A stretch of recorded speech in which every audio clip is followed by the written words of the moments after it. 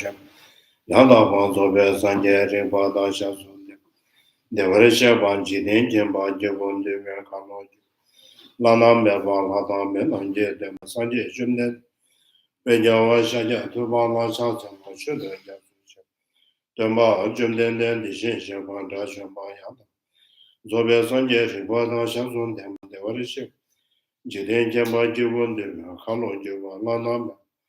Hada Melanje, Damba Sanje, Jumden, Beja, Shaja, Tubala Shasan, Sugar, Jasu, Damba, Jumden, the Shin, Shaban, Dashamba, Yanda, Ribada Shazon, Deman, Devarisha, Jiden, Jamba, Jibun, Kano, Juba, Lanam, Bevan, Hada Melanje, Sanje, Bejawa Shaja, Tubala Shasan, Sugar, Jasu, Kanze Kanyen, Zowa, Jatam, Sajan, the Naden Jiden, the Nashoja, Zoa, the Zekeba, Nanda Gunga, Joto, Sosawa, Ishi, Jasu, Sejan, Taban Jiden, Sumna, Mamma, Gombo, Choni, Jama, Senjo, Demba, Chimian, Davish, Sendo, Dawa, Jama, Jujana, Seba, Suma, Yame, Chenja, Jama, Gombo, Tuji, Demba, Tamji, Jamba, Sonoma, Yuden, Ishin Jama, Zemo, Tabian, the Zacha, given his own.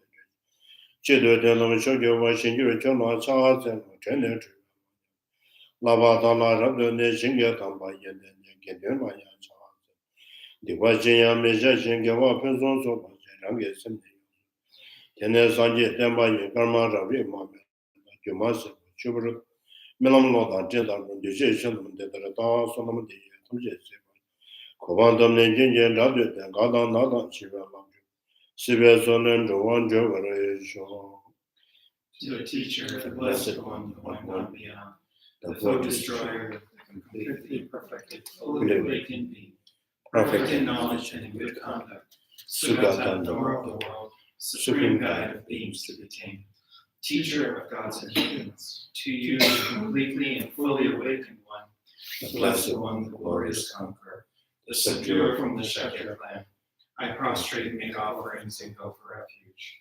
To the teacher, the blessed one, the one gone beyond, the foe destroyer, the completely perfected, fully awakened being, perfect in knowledge and in good conduct, Sugata, knower of the world, supreme guide of beings to be tamed, teacher of gods and humans, to you the completely and fully awakened one, the blessed one, the glorious conqueror, the subduer from the Shakya clan, I prostrate and make offerings and go for refuge.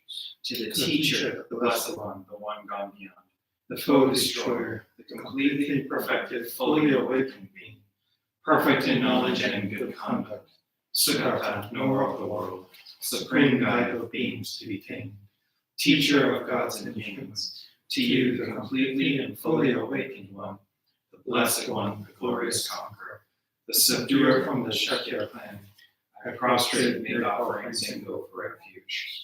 When a supreme among humans, you were born on this earth, you paced out 7 strides, then said, I am supreme in this world. To you who are wise then I prostrate. With the pure body's form supremely pure, wisdom of ocean like golden mountain, fame that blazes in the 3 worlds, winner of the best, to you I prostrate. With the supreme science, face like spotless moon, color like gold, to you I prostrate. You are immaculate, the 3 worlds are not. Incomparably wise one, to you I prostrate. The Savior, having great compassion, the teacher, having all understanding, the field of merit with the qualities of a vast ocean. To you, the one gone to thusness, I prostrate. The purity which makes one free from attachment, the virtue which frees one from the lower realms, the one path, the sublime, pure reality. To that Dharma which pacifies, I prostrate. Those who are liberated and also show the path to liberation, the holy field qualified with realizations, who are devoted to the moral precepts. To you, the sublime community attending virtue, I prostrate. Do not commit any non-virtuous actions. Perform only perfect virtuous actions. Subdue your mind thoroughly. This is the teaching of the Buddha. A star, a mirage, a flame of a lamp, an illusion, a drop of dew or bubble, a dream, a flash of lightning, a cloud. See conditioned things as such. Through these merits may sentient beings attain the rank of all seeing, subdue the flow of faults, and be delivered from the ocean of suffering, of aging, sickness, and death. Sanje shodo soje shodo ma chanju bado dade jansu. Dagen jenso jebe sonam je rola benje sanje duba. Sanje shodo soje shodo ma chanju bado dade jansu. Dagen jenso jebe sonam je rola benje sanje duba.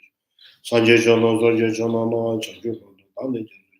Dagen jenso jebe sonam je rola benje sanje duba. Sanje shodo soje shodo ma chanju bado dade jansu. Dagen jenso jebe sonam je rola benje sanje duba. I go for refuge until I am enlightened to the Buddha, the Dharma, and the Sangha. Through the merit I create by practicing giving and the other perfections, may I quickly attain the state of Buddhahood for the benefit of all sentient beings. I go for refuge until I am enlightened to the Buddha, the Dharma, and the Sangha. Through the merit I create by practicing giving and the other perfections, may I quickly attain the state of Buddhahood for the benefit of all sentient beings. I go for refuge until I am enlightened to the Buddha, the Dharma, and the Sangha. Through the merit I create by practicing giving and the other perfections, may I quickly attain the state of Buddhahood for the benefit of all sentient beings. Tamje mala ja zonde da zanje jumde de dishe shaban da juma yanda ribada jazonde man de rashe ban jiden jamba jubun de kalo juba manam Adam menanje de masanje jumde de so dishe shibo de sonam da yudu Geve zavanna ma chume zama zevera do je sonam je teranam je shi beje samonam je jaba tsenam je me do je juye ramba de tonam de demba me Tebe me vanna mango barga wa sherab sije me de tonam je va me simje tam je demba chanju samanam je yawa baba kansa da je va nyangen de chanju don de va je tebe je pa do me baba san je me je sonam ba ta yanyo ma ku je de chome je Kuzumba me bande bata gama bebe su da genye wama su me bata da maju. Dungena na maju wa kumba ta na maju wa kana da me da je ya na da banda shindo ji. Yonzo no wa da na maju wa se bala ju wa chu ne ge wa yi shi yonzo da de bata maju. De bata maju bata ta tra chu me san je chum de ge yi shi man de ya ba ya ne de bata me.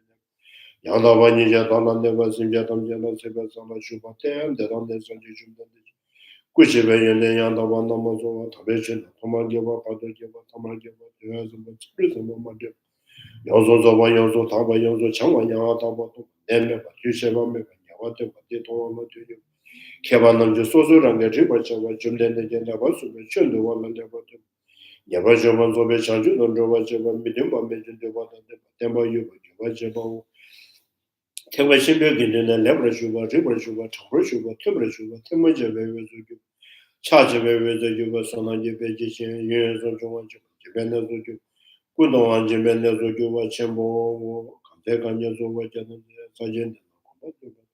Managing and the churches of the Kava Jama Charles.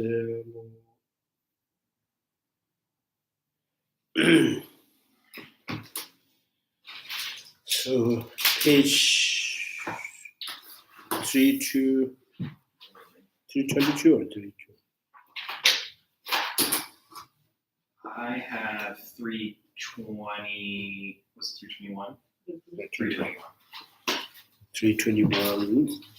To refuting intrinsic.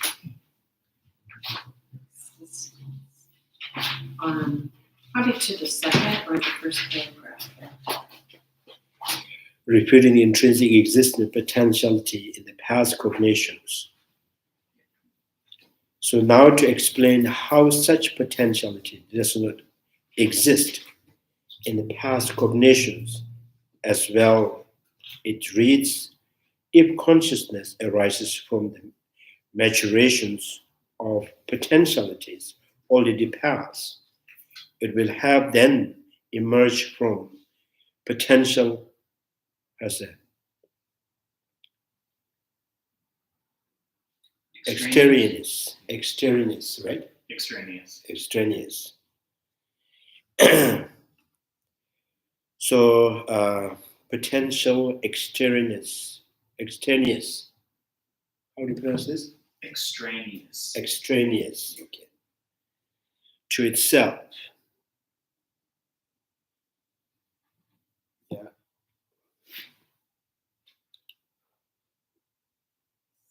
independent, right? Experience.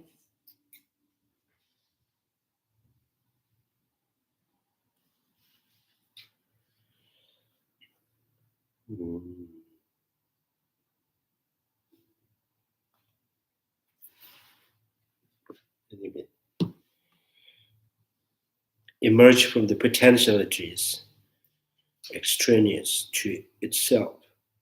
And since the movement of these continuums would be alien to each other, so the potential and the cognitions which emerge from become different, right? Independence. So then alien to each other's. Anything and everything could emerge from anything. So then, if the cause and effect are the different from each other, so then everything can arise from everything. The barley sprout can arise from the rice seed. Rice sprout can arise from the tomato seeds because they are different, right? If it's from the maturation of the potentiality already passed, such as specific potentialities imprinted on the foundation consciousness by cognitions as it was ceasing. So any cognitions as it was ceasing, it leaves the imprints within the foundation consciousness that already ceased to exist, right? And become the cause for, become the cause for the cognition, another cognitions. A potentiality for the production of commensurate effect that future consciousness arises, then an intrinsically distinct effect will have emerged from the potential that is intrinsically extraneous cause. Usually we say any irreason sprout never arises from the seed which has already ceased to exist, right? Because things already born. And same thing, same logic, if the seed, the cause is already ceased to exist, how can there, that become condition for their effect? Something that already ceased to exist for a long time ago. So the present effect may emerge from the cause which has already ceased to exist. So then it's alien to each other, right?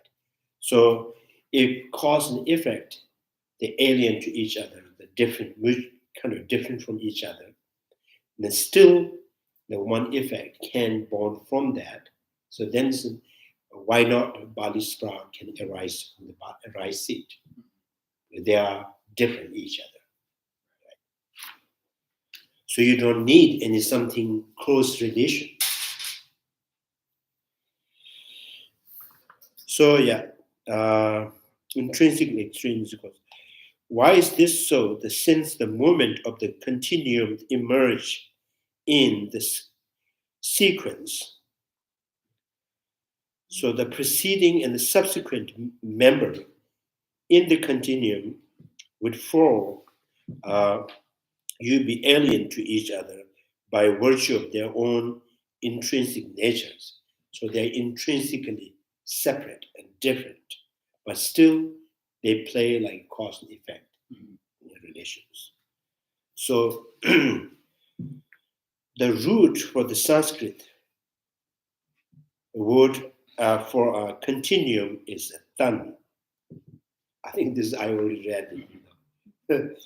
So tantra and tans is generally is the continuum, the word of the continuum.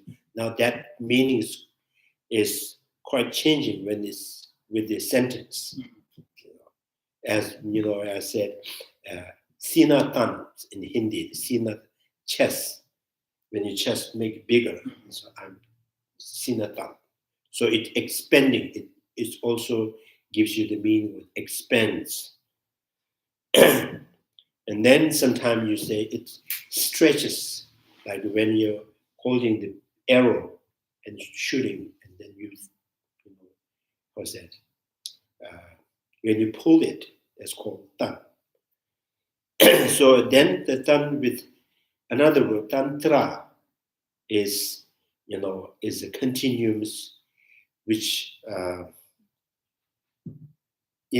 tantra is the continuum. We call it ju. In Tibetan, we ju. So ju is the continuum. Ju, kind of the same thing.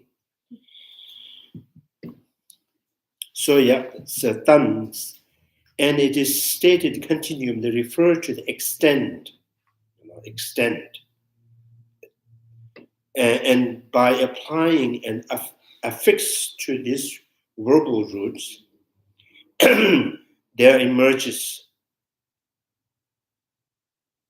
the sense of transmitting, hence the continuum, the tantra.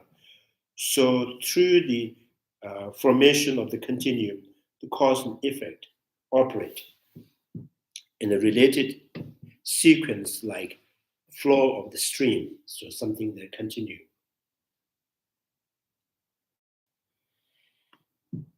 So they're essentially saying that they're pointing out that the Cittamatra school says that if consciousness arises from past potential, but we're talking now, then they're two separate moments. And then because they're two separate moments, the consequence is that it arises from something other than the current conditions. So you have done something, the result may happen on me. I did something, it comes to you. So it's kind of like there's no relation. Right. You know, it just, kind of like, unpredictably and happening in anywhere. Sometimes the coconut grows in hot place, so maybe it can be possible in like Himalaya. What school was it that believed in the three times? That there were the three times? Was it the Cittamatra or was it a different school? Three times what? Like past, present, and future. That they were like separately existent. Yeah, Vibhashika school. Okay, yeah, so it's not. The substantial. They think time is substantial. Okay. And Sotandhikas is not. Sotandhikas is imputed phenomena. Okay. So now here there's a conventional level Prasangika school saying that any cognitions when it was about to cease, right, in the process of disintegrating, and it leaves the imprint within the foundational consciousness. Prasangika school says you are saying that any cognitions when it's started disintegrating, it leaves the imprint within the foundational consciousness. So the foundational consciousness, the imprint that left as a potentialities, so you think this is to become the cause for the next cognition. Mm-hmm. So potentials was within the foundational consciousnness for a long, long time. And now the cause, which is, there's a big gap, right? There's a big gap, but still, this present can be emerged from things that are already past, the cause which is already past. So the effect may emerge from the cause which is already past. So why not, say, in the Prasangika school, earlier said, any erasing effect, any erasing sprout has no ability to arise from the seed which has already ceased to exist.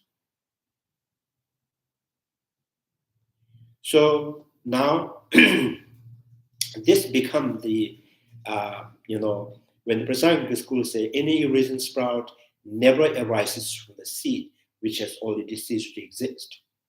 So that the reason here is the effect already arisen. That's one of the reasons. And second, the cause is already ceased to exist. So there's no way it can, once again, kind of, pop up and give rise to something. And then the second, the Prasangika school sees that as the minority school, the assertion that, so you think the cause and the effect intrinsically two different entities. Yeah, intrinsically two different entities. So the two characteristics that the main kind of, Prasangika school finds the argument on this, the two major,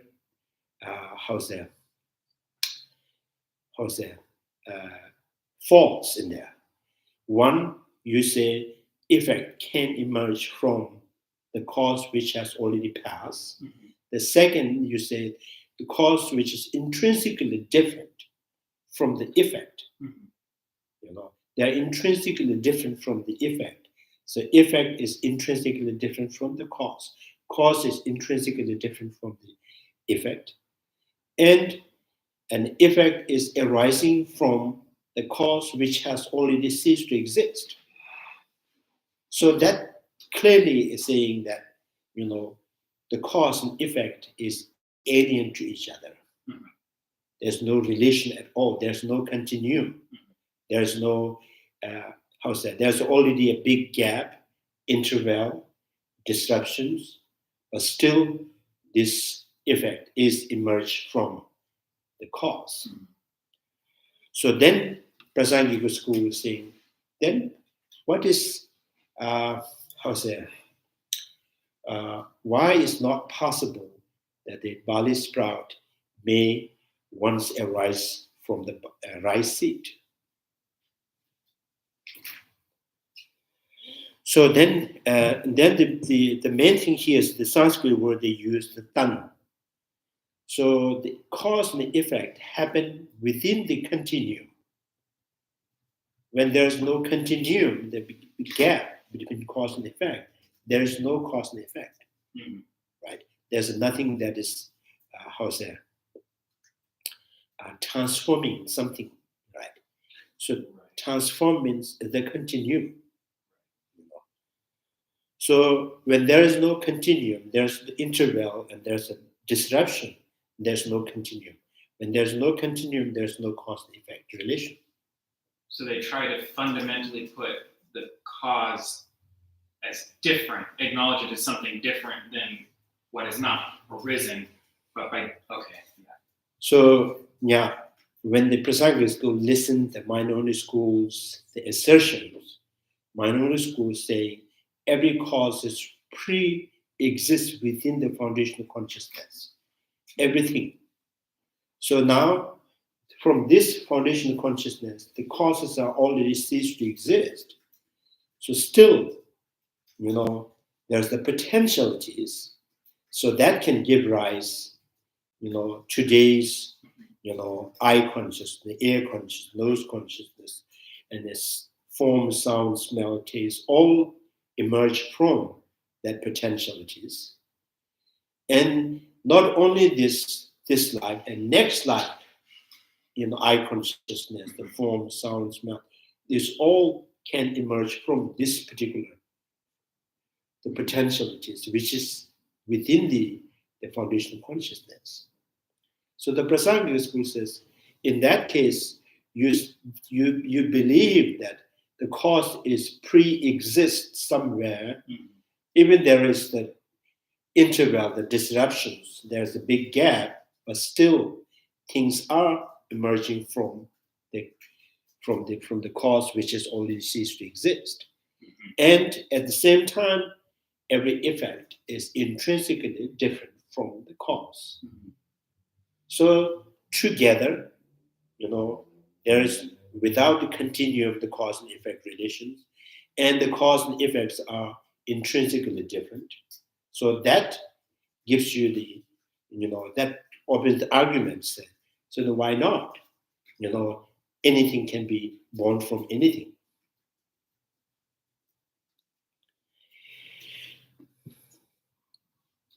So so the continuum is like the flow of the stream, and the continuity of the birth and the death remains without any interval of the disruptions. It is just such momentary phenomena composed of three temporal stages and persisting from past to the futures that is called continuum. I think the continuum is very kind of, in a settled way, it's not easy to understand because the Nagarjuna's chapter 21 is all about continuum, disintegration and arising. Since the individual movement are its constitutive parts, individual movements of the constitutive parts, like milk and the yogurt. The both are part of the continuum, right? So milk is not yogurt, yogurt is not milk, but is a part of that continuum, right? This life's body, next life's body, previous life's body are, they exist in a different time, but they are all part of that continuum.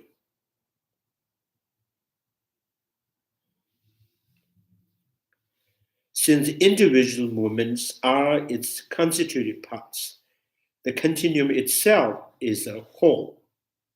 Right? So we say that there's continuity from my life from past to the present, present to the future. So that includes this life's body, next life's body, next life's, previous life's body, and previous life's mind, emotional, action, all of them. They're part of that.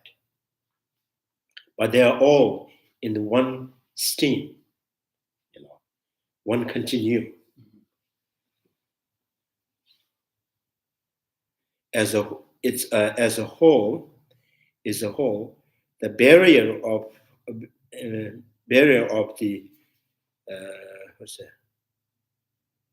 the parts, and not merely the absence of interruptions between the preceding and the subsequent movement.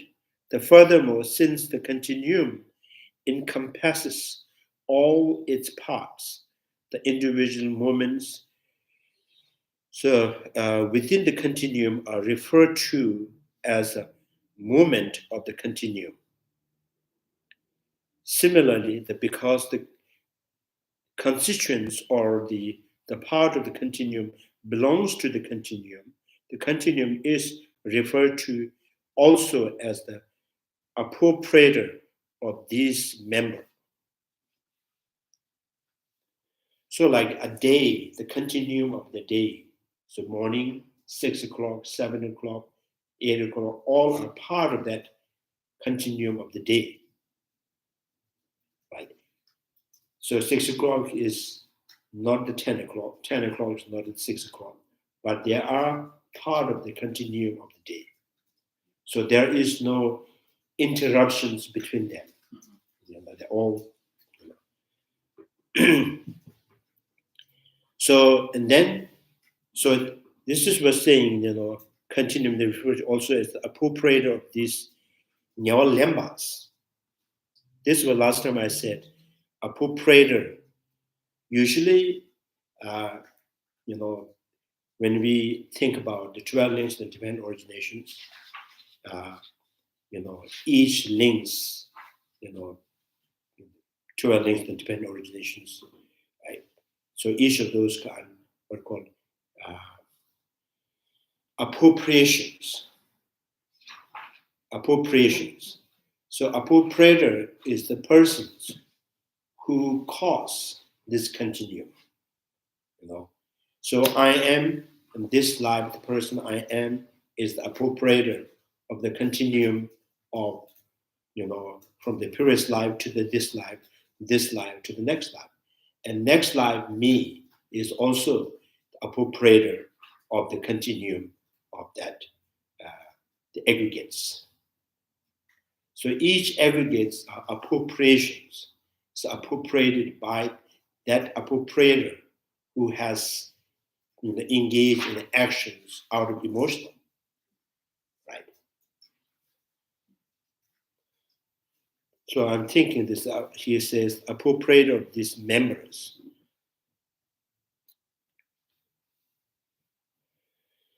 So then again, there's a continuum kind of as a whole, and the parts are vast.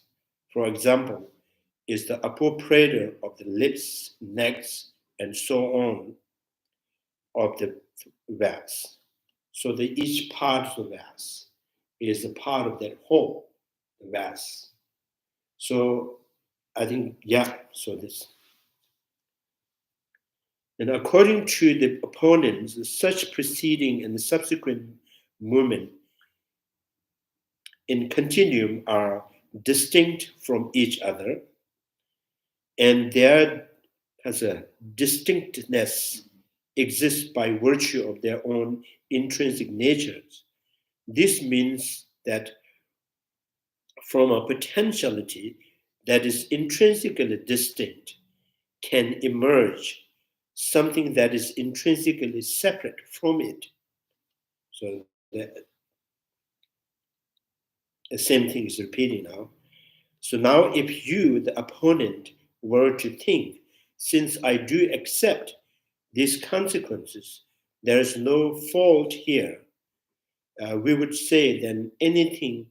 So if you say, cause and effect intrinsically separate, alien to each other, but still the effect is emerged from the cause. So then I would say anything and everything other than itself could emerge from anything. So, tomato can emerge from the orange seed. So then the root text. You may say that though these movements are distinct, they have no separate continua. So therefore, the objections does not apply. But this thesis is unproven, for such single shared continuum is untenable. So then the attributes of the Maitreya and Upagupta, who are distinct, like Tom and Larry's, two different persons, right? So who are distinct, cannot belong to a single continuum. So if two things are different from each other's, they are not belongs to the single continuum. So then say yogurt and milk are the part of the continuum of the yogurt, right? So so therefore the milk and the yogurt are intrinsically different. They are alien to each other. Then they are not part of the continuum. So therefore, continuum of the yogurt and milk, whole process, So the part of that is also, they are not different from each other. Milk is no different from the milk. Yogurt is no different from the milk. I'm not different from the morning I am. Morning I am is no different from the evening I am, right? So they are not like, they are not like a Maitreya and Upagupta as two individual persons. So who are distinct cannot belong to the single continuum. Things different from each other's through the intrinsic characteristic could not logically be part of the single continuum. So this is Chandrakirti's root text. And then the commentary by Lama Tsongkapha. You may say that though these individual movements in continuum in which the successive movement function in the temporal sequence are the distinct from each other by virtue of their intrinsic nature, these sequential movements have no separate continua. So they all share a single continuum. So therefore, the objections that everything can originate from everything else does not apply. These assertions that the successive movement share the single continuum is also the core of the opponent's rebuttal against Madhyamika's refutation of arising from others. So many times the non-Prasangic school, Madhyamika Prasangic school, always negating that nothing arises from, by itself, not from others. So nothing arises by itself, nothing arises from others, and nothing arises from the both, nothing arises from the no cause. So therefore, arising is not intrinsic, right?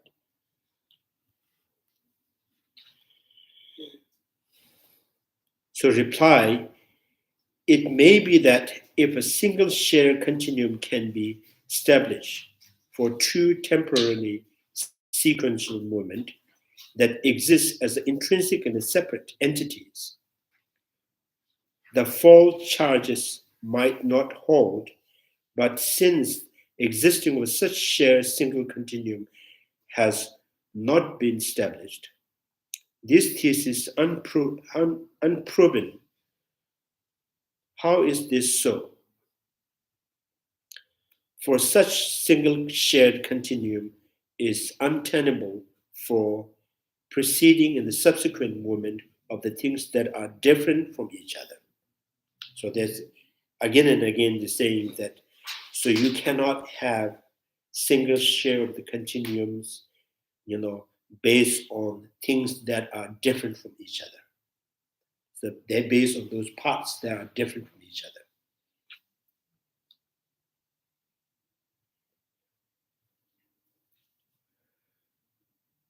Intrinsic. For example, when one speaks of the attributes of the Maitreya and Upagupta, who are distinct persons, they cannot belong to the single shared continuum. Similarly, intrinsic and separate temporarily sequence movement could not logically be part of the single shared continuum. When understood thus, we can see that the essential point here is how the opponent's defense that the rice seed and its sprout share the same continuum, but not a rice seed and the barley sprout. The rice seed and the sprout share same continuum, but not the rice seed and the barley sprout. So the absurd consequences that everything can originate from everything else. So that's the absurd consequences. If you, assert there is the continuum, the single shared continuum with the parts that are different from each other.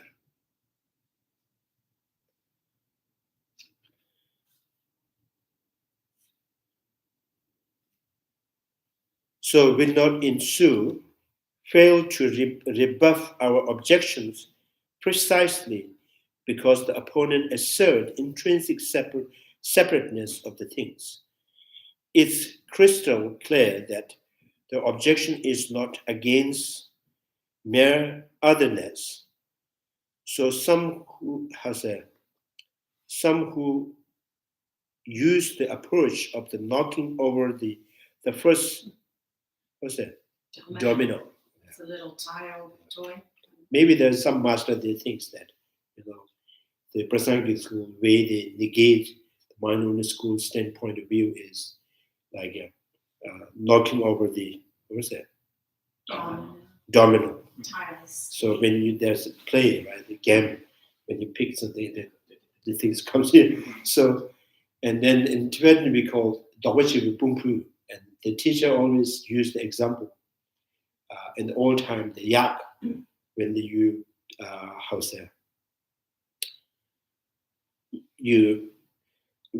like some old time there's businessmen, they brings the yak to carry the merchandise. So they put the rope, one single rope, like 3 or 4 yaks. So if one yak falls, and all goes down with that. Mm-hmm. So some master thinks that Prasangika schools, the way they are, bringing the objection to the mind-only school is, they says, this is not intrinsically, because the cause and effect intrinsically different. Therefore, you cannot have single shared continuum. And with that, and therefore, everything can born from everything is like knocking over the domino. Mm-hmm. And the Prasangika schools is not like that. It's logically, refuting the idea of the parts that are mutually different or kind of, distinct from each other's or intrinsically different. So there is no single share or continuum of that.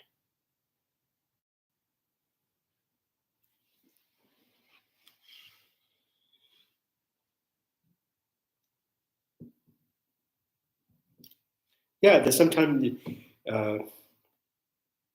people think that you have defeat someone by, if someone have the idea of any idea of anything, and then you publicly you mock the person, and then he quiet, and you thought you defeated that. That's like knocking over domino. So here is precisely logically disapproving the idea of single shared continuum based on things that are intrinsically different.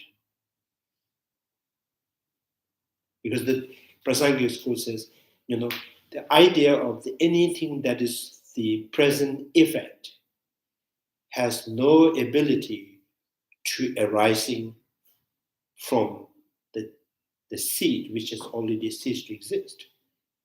So why? Because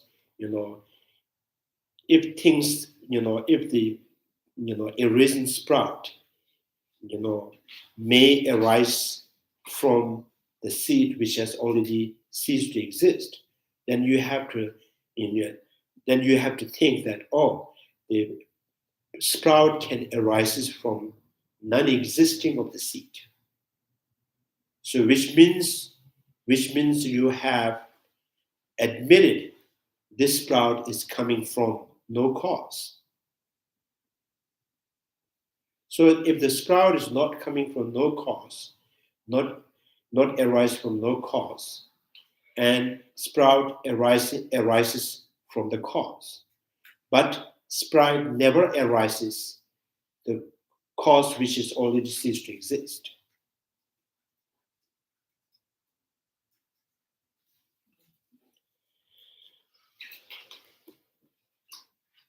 I'm trying to get the understanding of it, because at first it's when I'm understanding the storehouse consciousness and the past cognition, I keep hearing potentiality and thinking, it's like it's not here yet. But then I have to kind of keep remembering, and if I'm correct, that they're saying it is a consciousness, like it's a pre-existing moment of consciousness that exists beforehand. Yeah, so and if I'm remembering correctly, it's accepted through all schools that there's only one moment of consciousness at a time, right? Like there can only be one current moment, like consciousness. There's not like you can have two or anything like that. There's only the present moment. So it's just me trying to figure out, like, because at first it seemed like, it sounds like they're saying, oh, well, like, you have these seeds and they're in a basket in the past.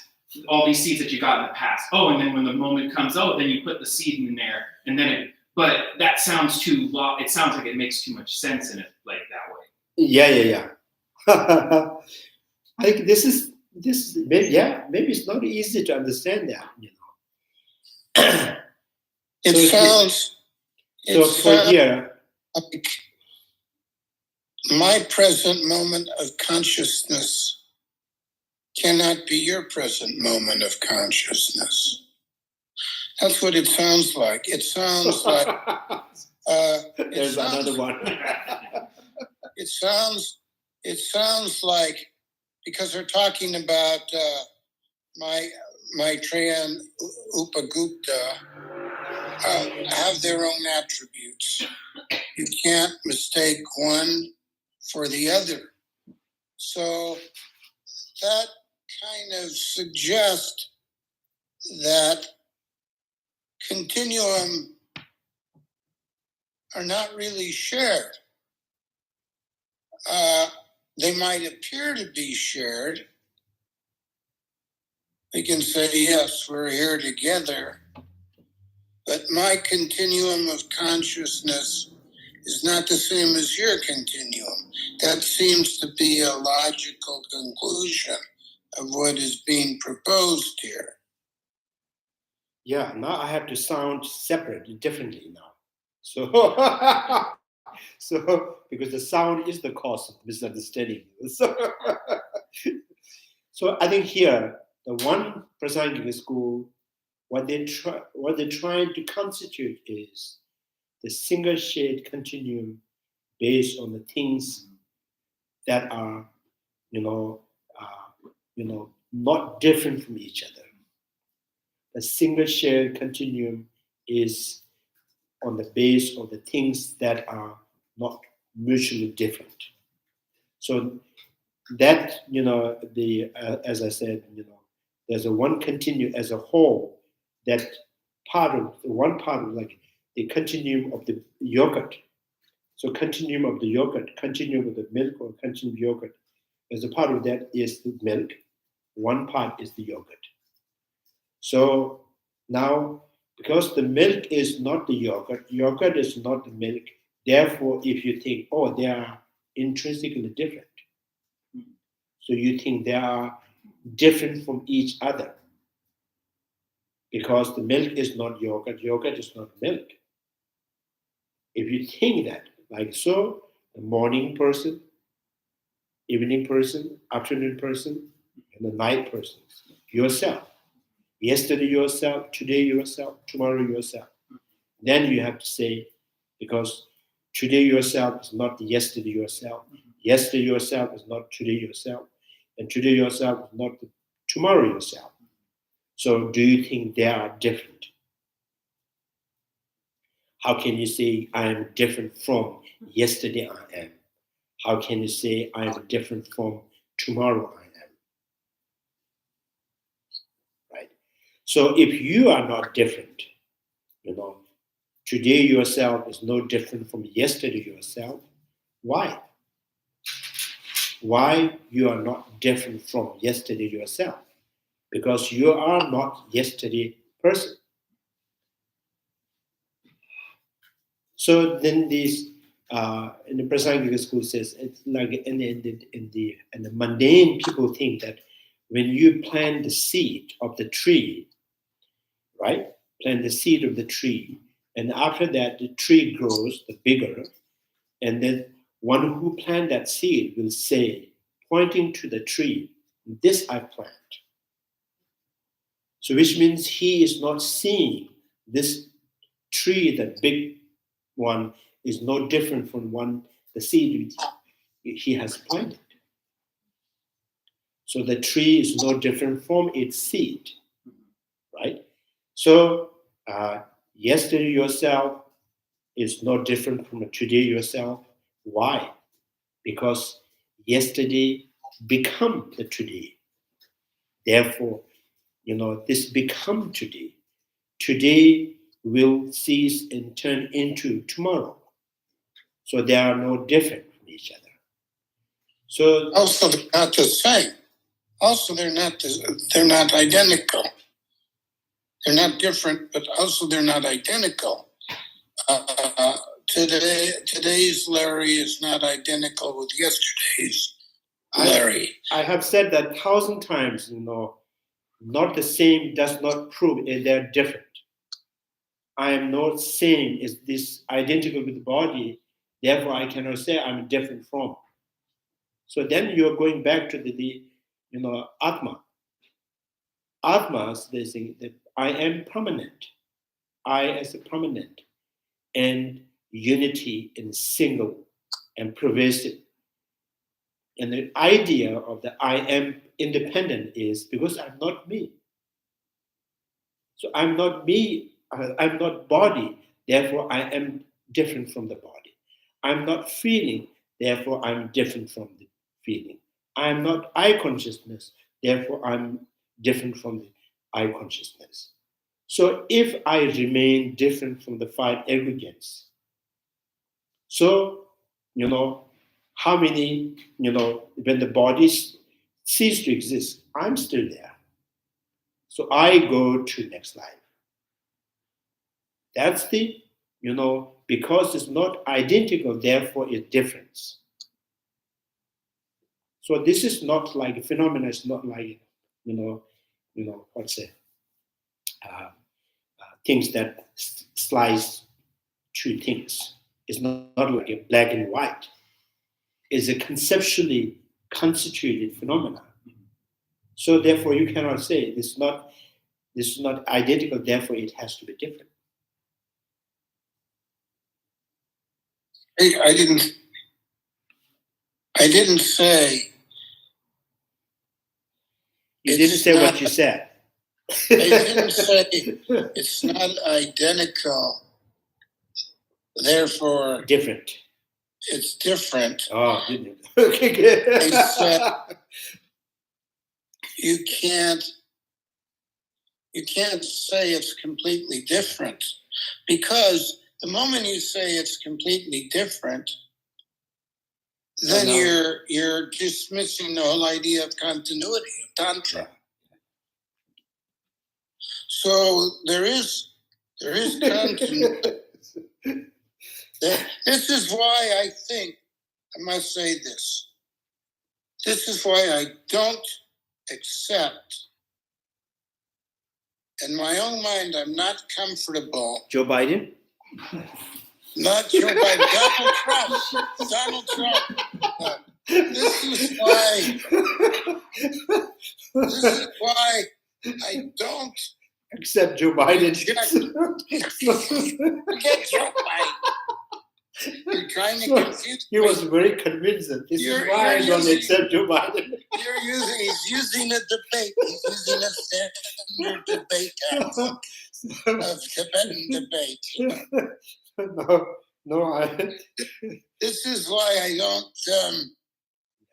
accept that you can completely dismiss the idea of the soul, because the assumption when you dismiss the idea of soul is that Christians are talking about inherent existence rather than continuity for the sake of discussion of succeeding moments. You can kind of use a fabrication. Soul to me is a fabrication that can include continuity.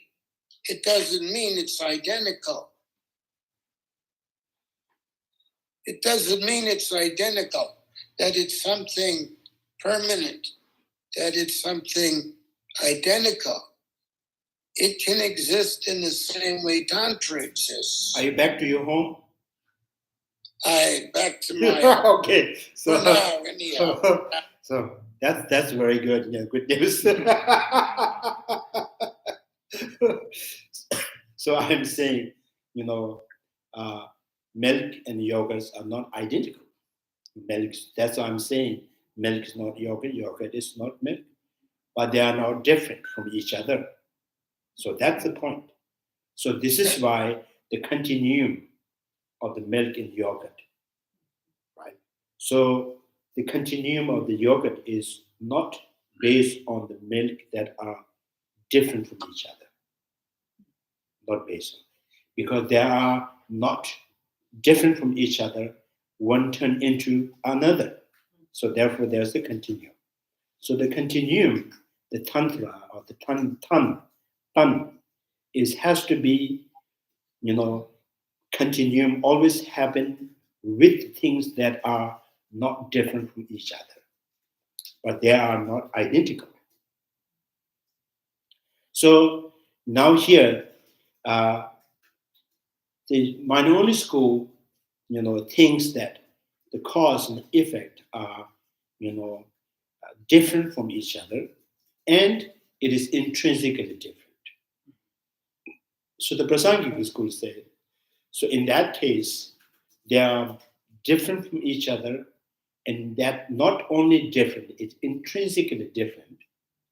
And so I think here, something that minority school not explicitly said, but the Prasangika school, it is same thing that you have said it, saying that any effect, the effect that arises, like cognition, eye consciousness, nose consciousness, tongue consciousness, all this present consciousness are arising from the cause which has already ceased to exist. So that minority school did not explicitly, and it said it, but they admit. So Prasangika school, for the Prasangika school says, you are saying the things that are right now, everything that's functioning in the present times are arising from the cause which has already ceased to exist from the past, which means there is the gap, and at the same time, they are different from each other. So there is the gap, the disruption, right? There's the disruption, there's a gap, and they are different from each other. How can you present the single share with continuum based on that? So that's the mind Prasangika school of the kind of objection to the mind on the school. And then this argument, the submaster, they don't see it is going straight. So they says, oh, this is like knocking over the domino. So you just says proves one mistake, and then it's all whatever they have asserted is proven to be mistaken. And Lama Tsongkapha says it's knocking over domino. It's each logic precisely refuted everything that asserted with the mind on the school. So mutually different, there's a gap, So these are whole. So your continuum, so the continuum is untenable. Your idea of the continuum is untenable. Because the two things, because you have asserted the cause and the effect are mutually different, and they are intrinsically different. And all because of you have holding on the foundation consciousness. Because of your believing in convincingly believing on this foundation consciousness, which has everything, all the cause storage in there. And then one by one is happening at the present time, the future time, and everything is going to happen is the cause are already pre-existing in the foundation of consciousness. That is very much like believing in the creator. That every source is already pre-conditioned, pre-decided, Predecided. Yeah, predecided. Predetermination. Yeah, predetermination. So that's the mindfulness school argument. Now, it appears, I asked the question, it appears to me that I asked a question that you don't want to answer. Oh, which one? He said, "Oh, let me get back." Is The it question that Joe it Biden one? you didn't want to answer is whether there's a single continuity, or every individual has their own continuity. Oh, yeah. So the continuities, I think it's already stated that continuity has to be within the things that are not mutually different. The continuity always happen on the base, the parts that are not different from each other. Okay, give us an example or address. Let's see. But sometimes we say, and Am I mutually different than you or not? I think pretty much obvious. So, That means you have your own continuity. You have your own identity. I might be able to argue whether that's an intrinsic identity, because you have your own continuity, which is different than my continuity. So if your continuity is different than my continuity, then that suggests to me there might in fact be something intrinsically different. That your continuity is intrinsically different than my continuity. Intrinsically, no, because I do not exist intrinsic. So if I don't exist intrinsically, and how can I intrinsically different from you? Well,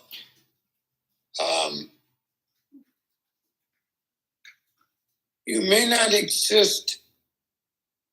I can't say for myself, no matter what the arguments are. I cannot just easily accept, and I don't, that you're intrinsically different than me, or that either one of us is intrinsic. But it seems like there appear to be a lot of infinite, mutually exclusive continuities going on. The continuity itself is it seems to me, is a kind of a fabrication. Can we? I think there's one point, mutually exclusive. So this life, human being, next life, animals. Animal and human beings, mutually exclusive, right? And seed and the sprout is mutually exclusive. And tree seed and the tree are mutually exclusive, but they are not different from each other. But there's one continuum. So from one continuum become something totally, mutually exclusive. So human being to the animal, the ant to the elephant to the lizards. So this can be possible. So mutually exclusive, Morning 6 o'clock is mutually exclusive from the 7 o'clock. 7 o'clock is mutually exclusive from the 8 o'clock. 8 o'clock is mutually 9 o'clock. And morning is mutually exclusive with the afternoon. Afternoon is evening. So that's why it's transformations, transformations. Yeah. So is there a difference in transformations? Yeah. Is it transform, right? Transformation, Yeah. Yeah, things are transformed into one and totally another, another form, another condition, another time, another day, So 1969 persons in still can continue in 2025. So that is mutually exclusive to 2025. The person is mutually exclusive from the person in the 1969. Right. So I think here now so I may bring this argument, like for example here, when the Prasangika school says the cause is already past, how can the effect that manifests from the cause which is already past? Right. So the Prasangika school, do believe that one actions can give rise the result 1,000 lives, 500 lives. So the action that is done in the 500 lives before, the result can be continuous in the many lives. So all this 500 life is the result of the cause which is defined before. So why not the effect can emerge from the cause that is already past?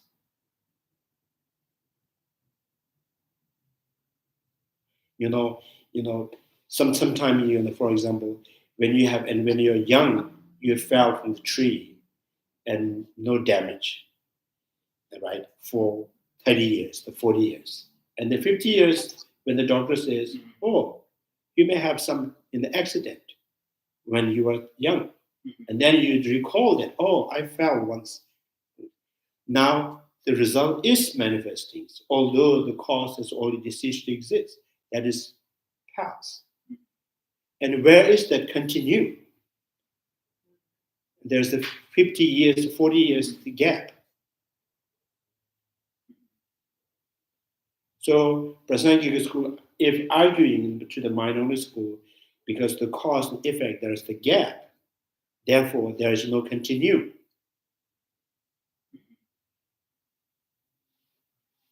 Right?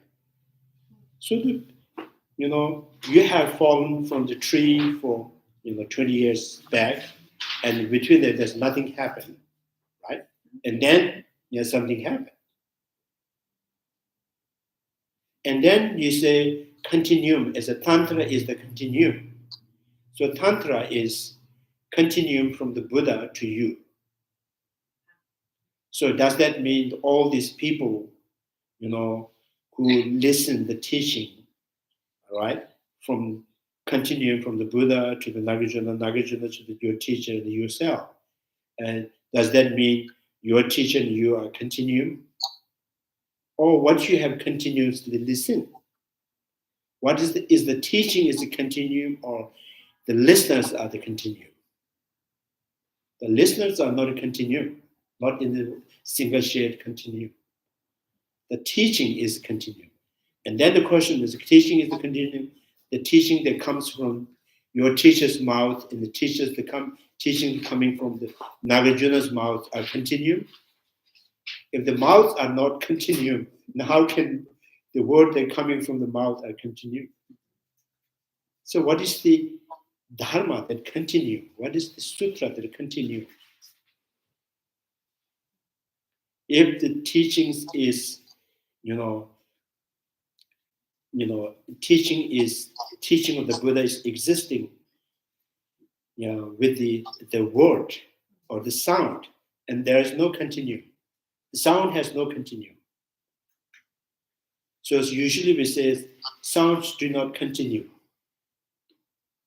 So sound do not continue. So when I make this noise from here, and the noise that you hear, it's kind of, how to say, hit on your eardrum.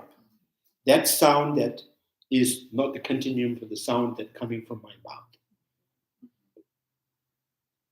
So there is no continuum, but still, it continuously going. There's no continuum, but continuously going. So how is it continuing? So the sound, the first sound coming from my mouth creates the vibrations, and that hits on the elements.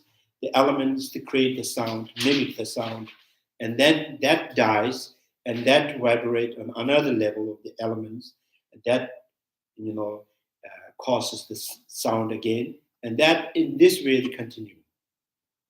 So that continuous is not really a single shade continuum. So when you look at the freeway, you say, oh, this car is continuously, continuing. So there's no, there's no break. 24 hours they running through the freeway. So what is that continuum? So I think the idea is a single shared continuum, milk to the yogurt, seed to the sprout. That kind of single shared continuum, always with the parts that are not different from each other's.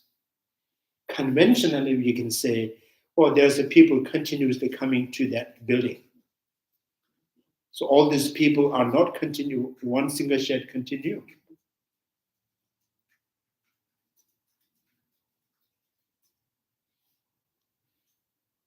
There seems to be a major inconsistency here. Yeah, that's the problem of because the meanings are constantly creating, projecting through the letters, the languages. The letters, the languages has no any, intrinsic quality to grasp on. It just keeps creating.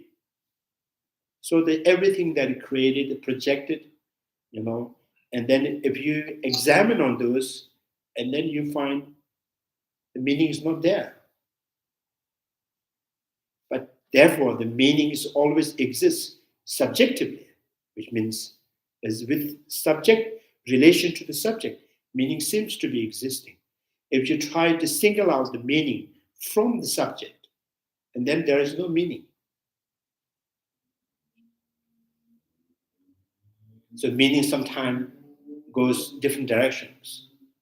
Sometimes I said, if someone scold other person, say, you are beggar, and the beggar says,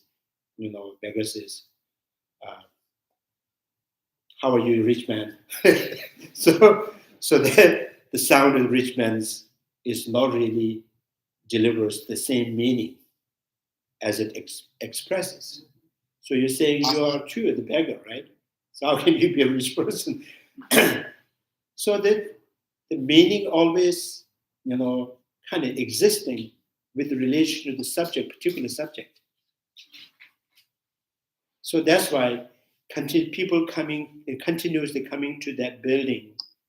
That does not mean all the people that coming to the buildings are one continuum, one single shared continuum. It is continuums is used based on, without disruptions, keep coming. There's no stop. So the appearance is the basis to project the continuum.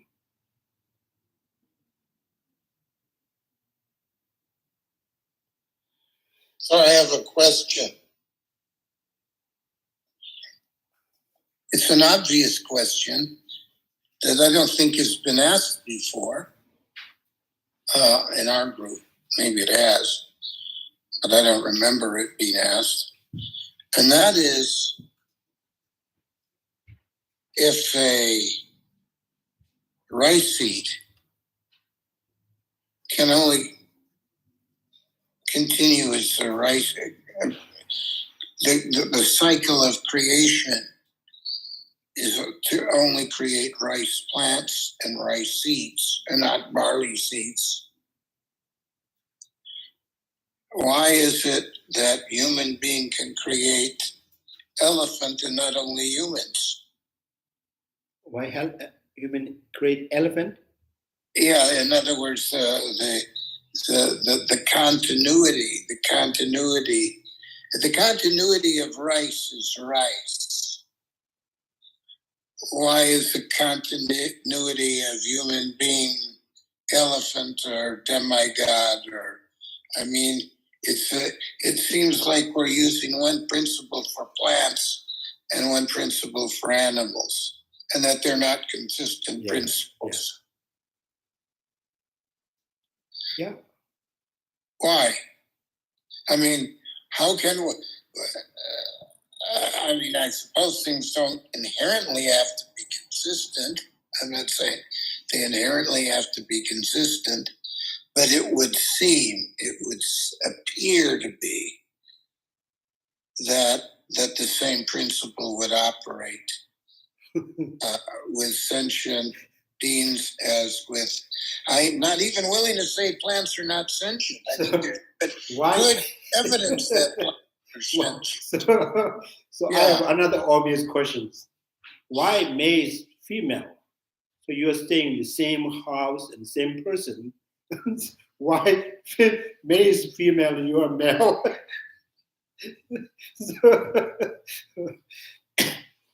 That's the obvious. Obvious means you have already known and easy to know. The right follows, continues the rights. And the human beings is not the same all the time as a human being. Right? So human being can be born as an elephant or demigod or god or hungry ghost or the hell beings. And the rights do not. And again, the continuum, if you go back to trace the continuum of the rights, so the continuum as a particle level continuum of the type of continuum. The type continuum is the rights. Particle level continuum is not necessarily rights. Is maybe scientifically said the Big Bang, So those parts that broken from the Big Bangs are the continuum of the rights, are the continuum of your body, are the continuum of the stars, continuum of the moons. So the continuum is in the level of the type or the particles. Right? So the type. So, see the tree seed and the tree. So a tree seed and a tree is the same type. And that tree seed and the tree seed, the particle level may not be continuing from one thing. So there's a part of that is from the soil, part of that's from the water, part of that from the wind, part of that from the sunlight. So many parts. There is no continuum of the seed there.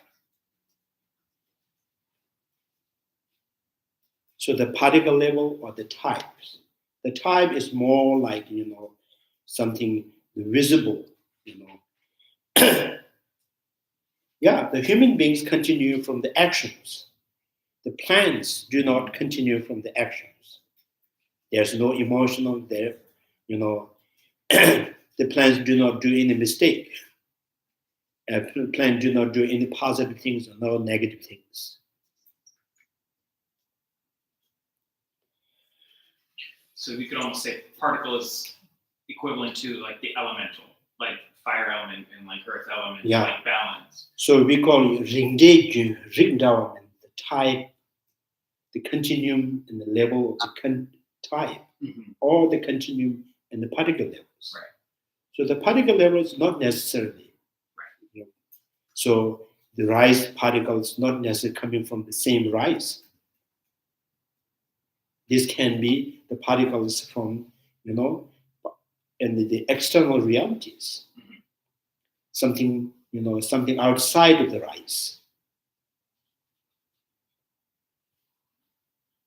So you said it was obvious that your continuity is different than my continuity. Yeah. Is that obvious? So how much will yours continue? So first you. But your continuity can also affect my continuity and vice versa. Yes, that's for sure. You know. So our emotionals, our positive, the energy can impact or the effect on your plants in your house, the plants outside, and can be effect on your table, many things, walls, lights, because we are, essentially, we are nothing but the collection of the elements.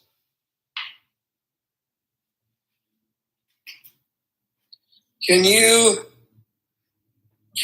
tell us from a Buddhist point of view the difference, the distinction between elements and energy, and whether, like in the West, they say E equals M, energy can become matter or vice versa. I gather in physics, are they interchangeable also in Buddhism or not? What is the distinction between elements and energy? And how do they affect each other?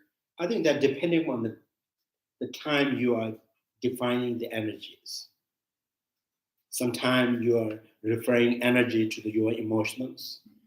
Sometimes you are referring energy to the effects, how it affects, right? So, if you are referring the energy that is, consciously generating energy, consciously generating energy, or energy is actually no different from the consciousness. The consciousness, the function of the consciousness, movement of the consciousness, activity of the consciousness is energy. Essentially, it is the energy.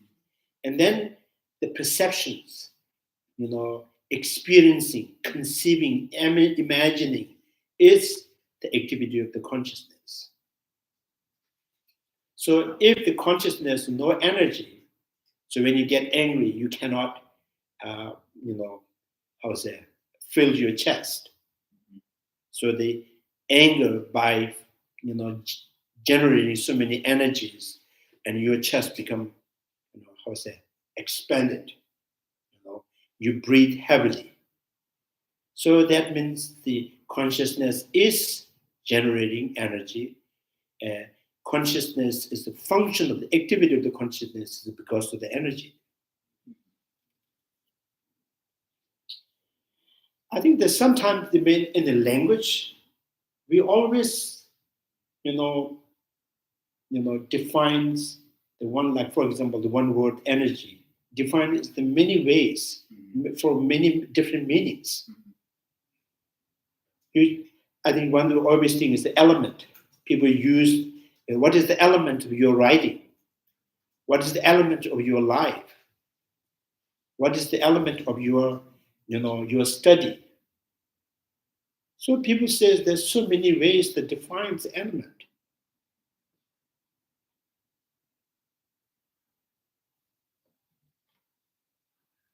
Larry, you haven't, it's muted.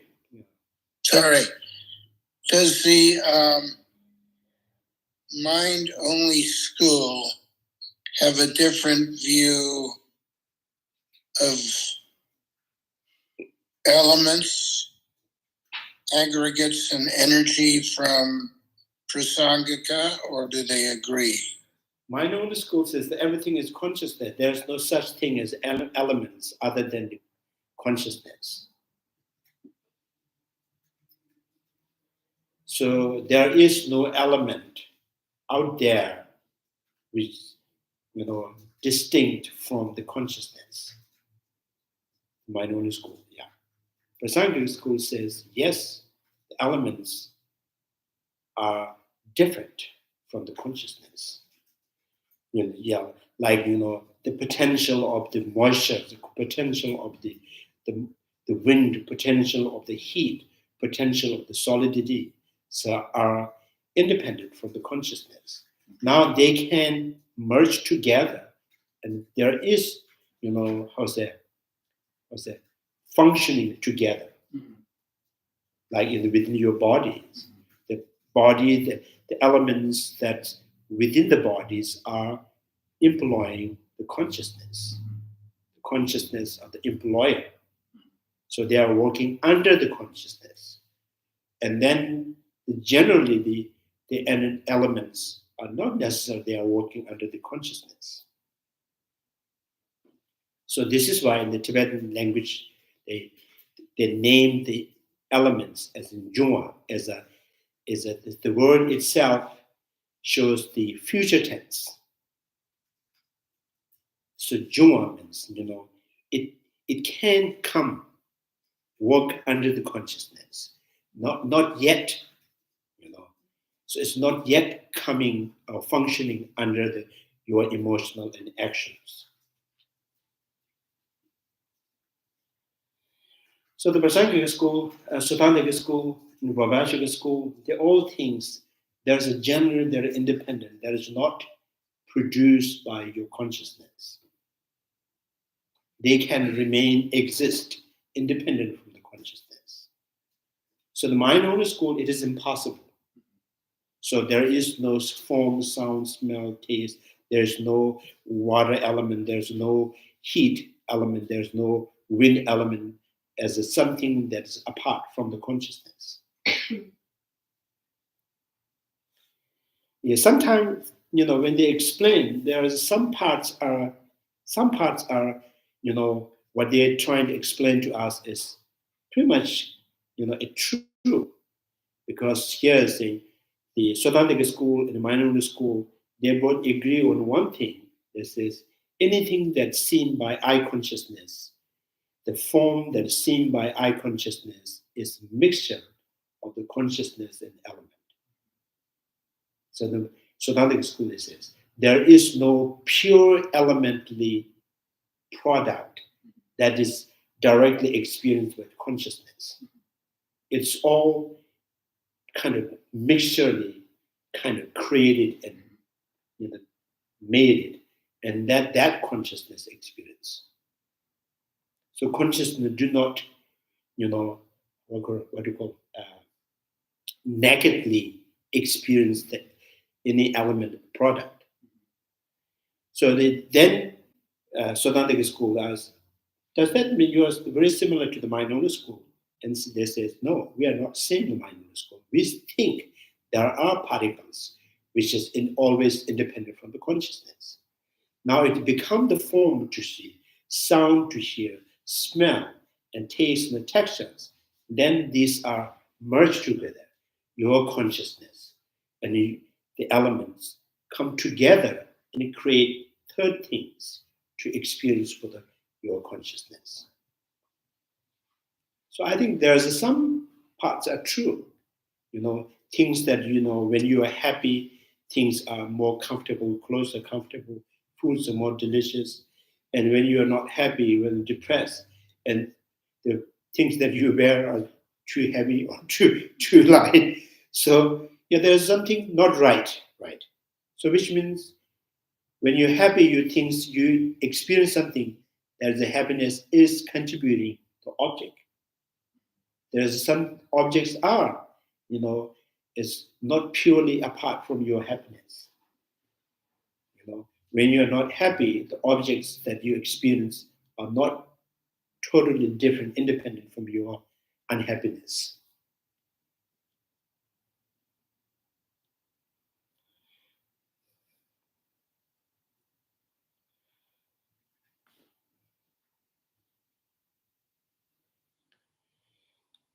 So I thought I can read this part. So knocking over the first dominoes, failing to understand that which is being negated is being qualified in terms of the phrase intrinsically existing others. They leave aside Chandrakirti's own explanations how the opponents cannot rebuff our objections, and conjure their own fantasies, explanations, something Chandrakirti hasn't stated at all. To do this is to, how's this? Sully means? To make murky, Yeah. mess up. So mess up the Chandrakirti's perfect philosophical systems. So knocking over dominoes. This master says, oh, this is the play. It's a knocking over domino. So which means he don't see the Chandrakirti's logic is hitting the target. He thought it's just the pushing, someone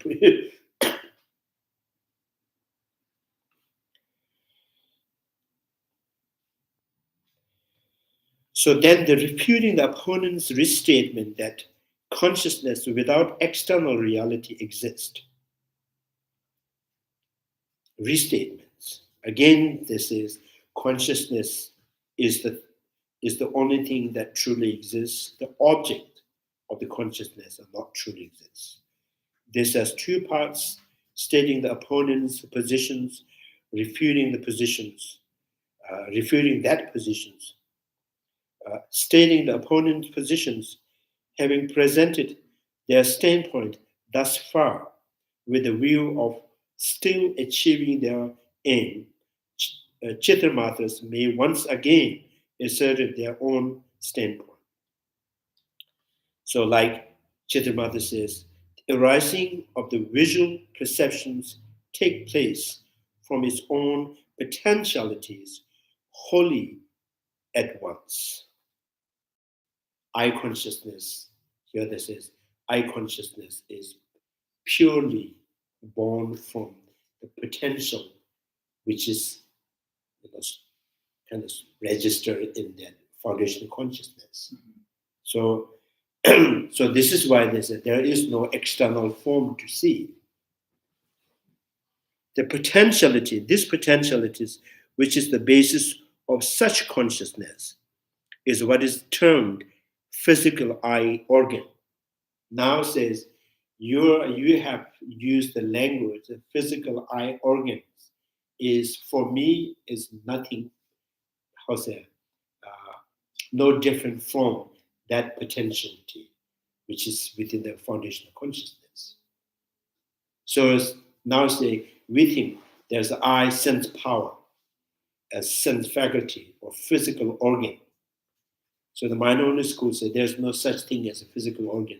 For me, if there's a physical organ, that is the potentiality which is within the mind basis whole. So then, so this is their so the arising of the visual perceptions or the consciousness take place on the basis of own potentialities, its own potentialities, which exist in the form of imprint placed on the foundation consciousness.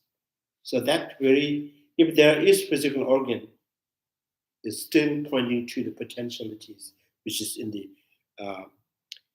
foundational consciousness, a potentiality that has been imprinted by another consciousness, wholly and at once.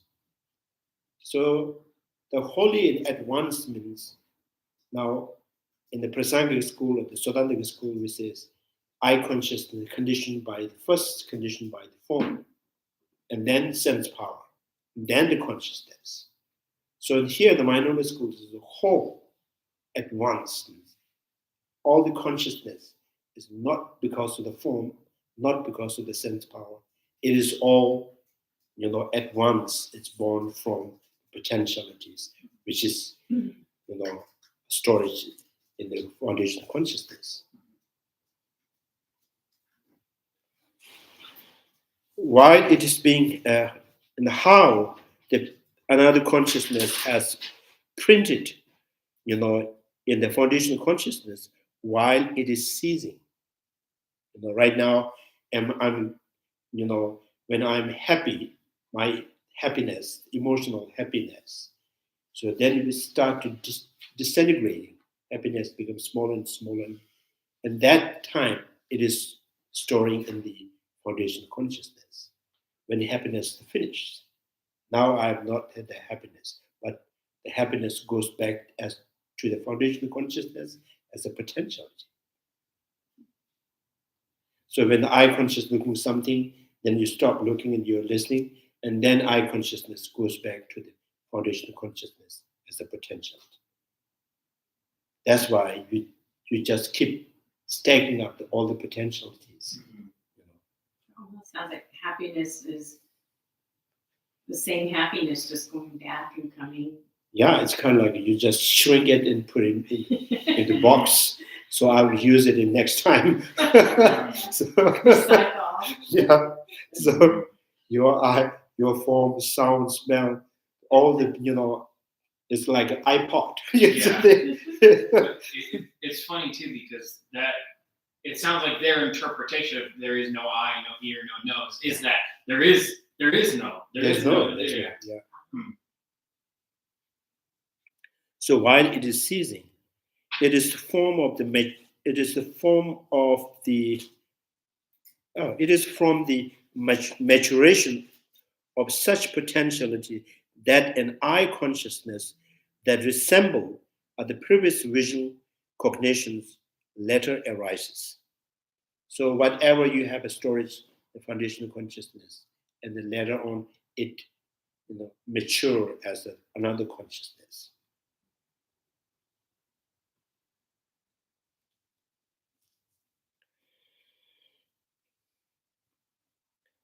And this, uninterpreted continuum potentialities, which is the basis of such eye consciousness, is what is termed by worldly people because of their ignorance as a physical eye organs. So they're calling us the ignorant people. So we think this eye organ, right? So first, the light hits on the form, the reflection sense power, the cast the image, and the experience by the consciousness. This is how we generate the eye consciousness. So the minority schools, we are the ignorant people who thinks that the light is conditioning. But maybe this is how can the owl sees the night? There's no light.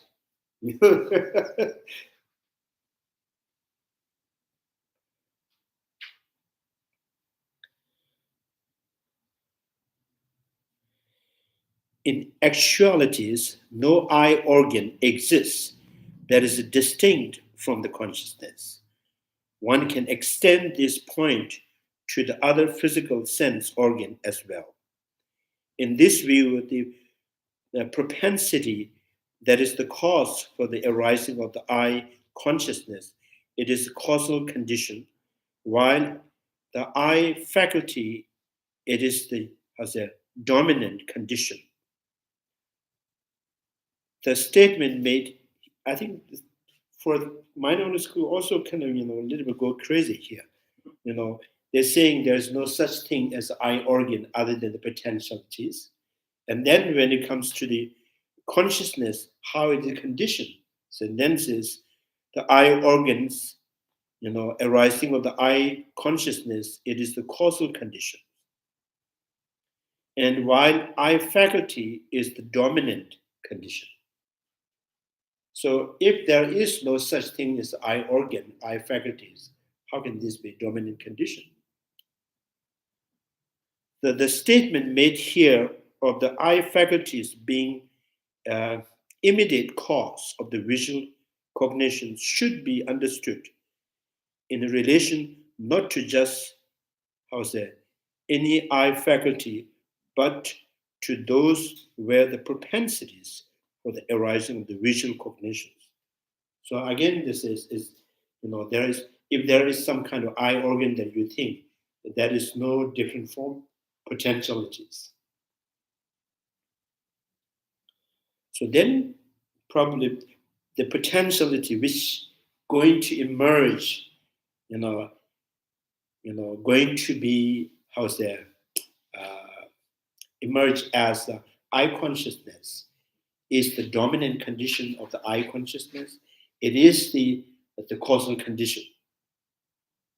There is no two things. One as a causal condition, there's no dominant condition, because you are referring to the one thing, one single thing, the potentiality which resides within the foundational consciousness.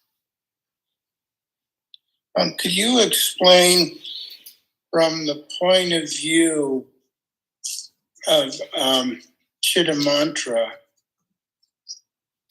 is propensity an identical term as imprint, and is it determined by the depth of the imprint? And from their point of view, what triggers the karma?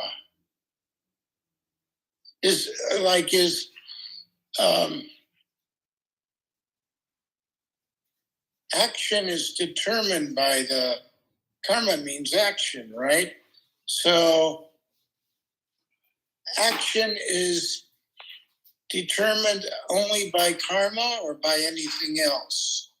What triggers that karma in the mind-only school?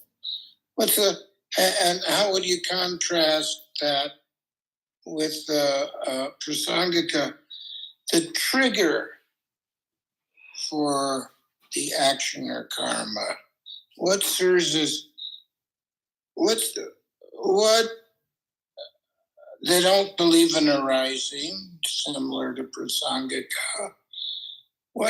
How can karma be triggered? So two things, the meaning of propensity and what triggers the karma.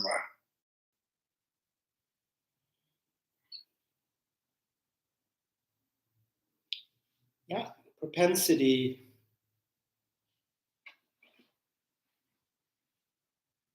imprints potentialities or seed. I think it's the same thing here in the mind-only school. And then in the Prasangika school, I consciousness to generate, it's depending on the light, space, the form, and sense power, right?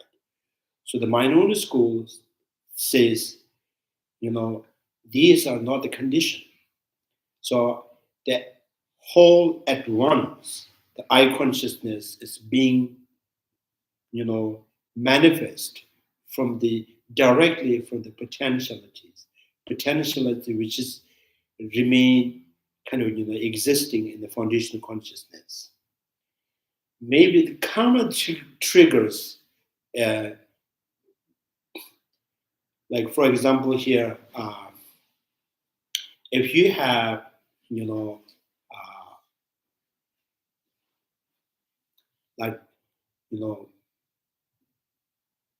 this life, in the present anger can triggers many negative karmas, right?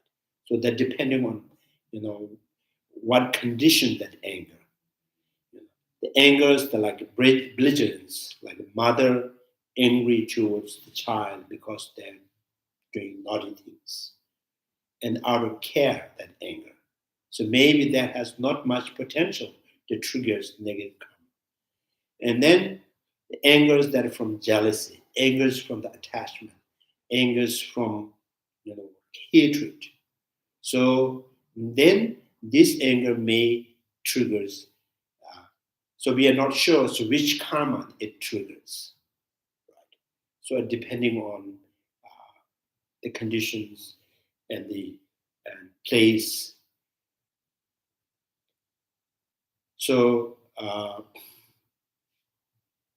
usually it says,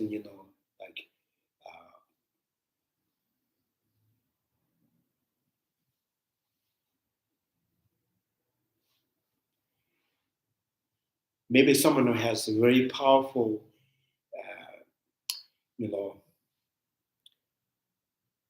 merit to live longer, right?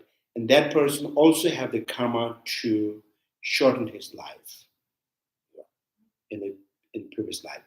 So if this merit is strong enough, So this merit to live longer for a long time, many of us will live longer, it can prevent to anger, to triggers that the karma that shorten the life. So the anger can triggers many negative karmas. We are not sure which karma is triggering.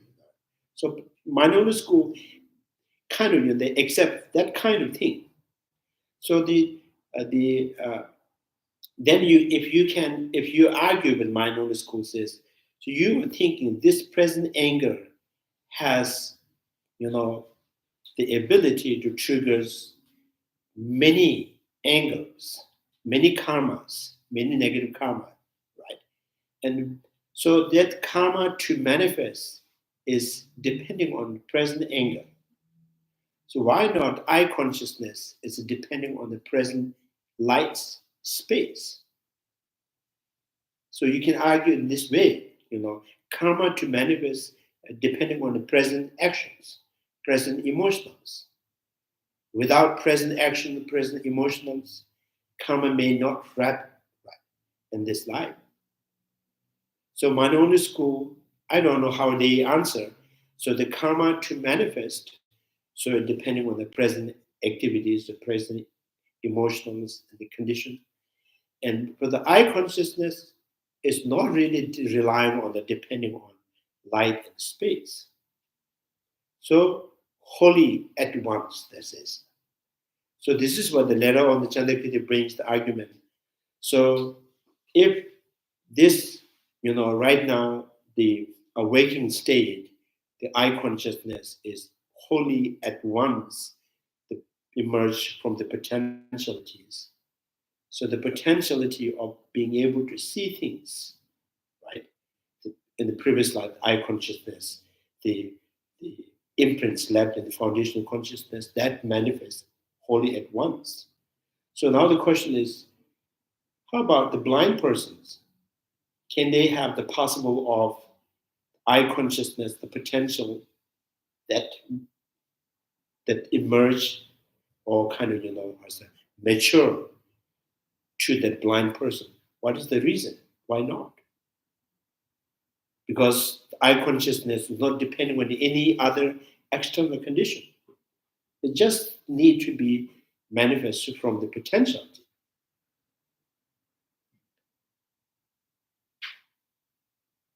So the potential, the blind person and one with sight, they both have the potential to see. Both have the foundational consciousness that stores the eye consciousness potential, nose consciousness potential. The person who could not smell anything can be smelled.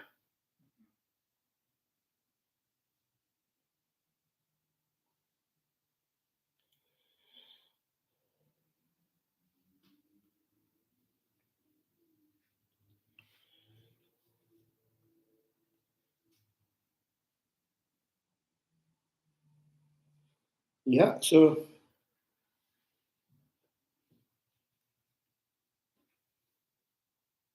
propensities. Maybe there's in English there's a difference in propensity, potency, propensity. In English, The difference only in the mouth. propensity is an inclination, tendency. In English, it's a predisposition, an inclination to do something, a tendency to It kind of manifest. Synonymous, pretty much like synonymous. In Lama Tsongkapha's text, the essence of eloquence, nyomumba murtubas. Nyomumba murtuba means the imprints and the habit. So Lama Tsongkapha says is pretty much the habit of the delusions and the imprints. And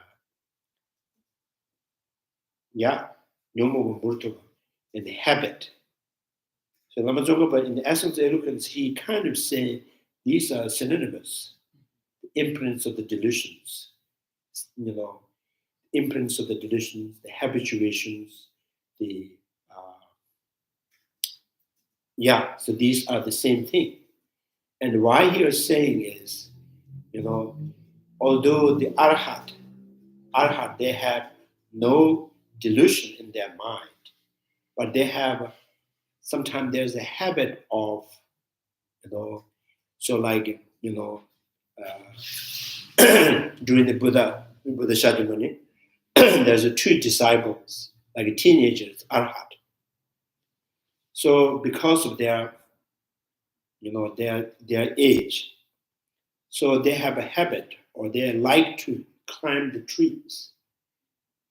So they are not like arhat, just always kind of, what do you call it? Always behave good.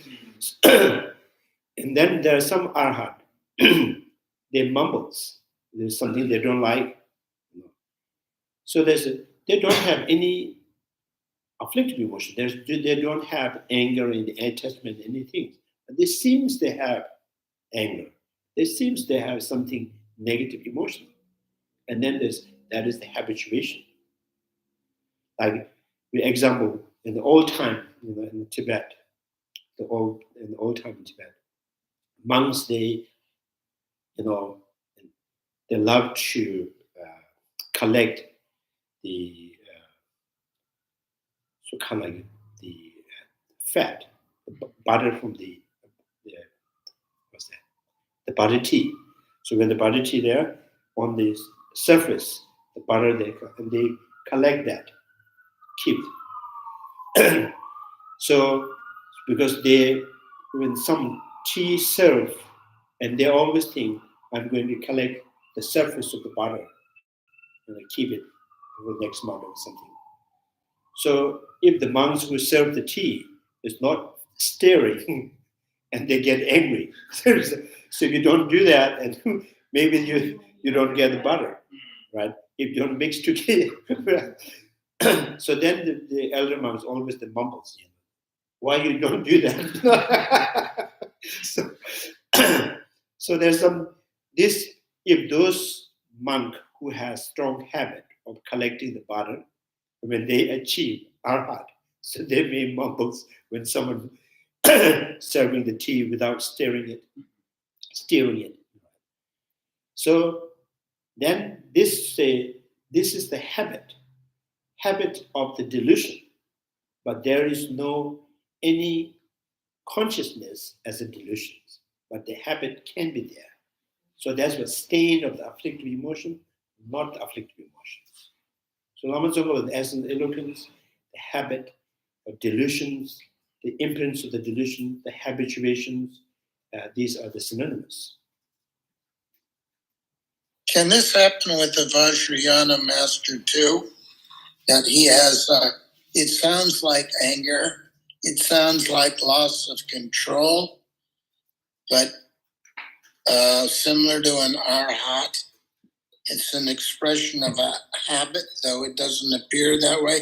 How do you distinguish what is a habit from what is a genuine emotional reaction? Can it be distinguished? So we can always distinguish. There is a possible of emotional, and it comes from the habituations. We can also say there's the habituation, but there is no emotional. But we cannot say this person's habit is purely with emotional, and this person has emotional and not habit.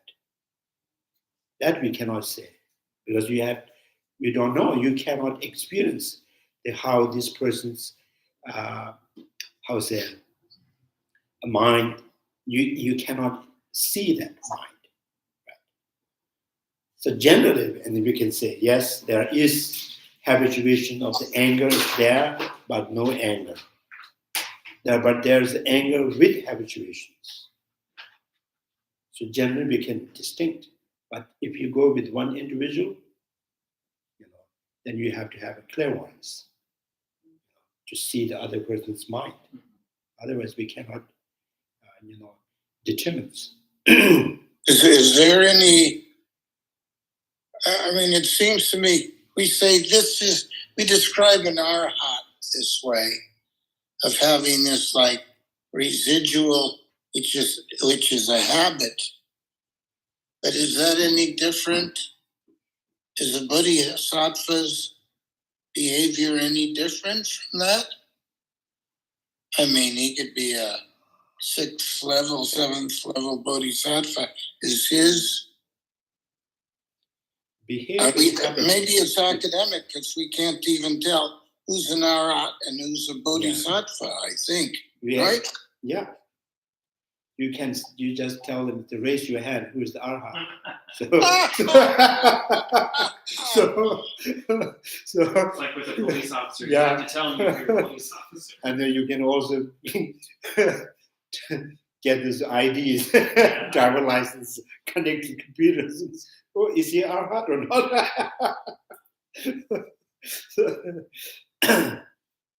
Okay. Chanju simjo rimboche, maje bana jeju, jeba nyamba, meba nyam, kone pewa.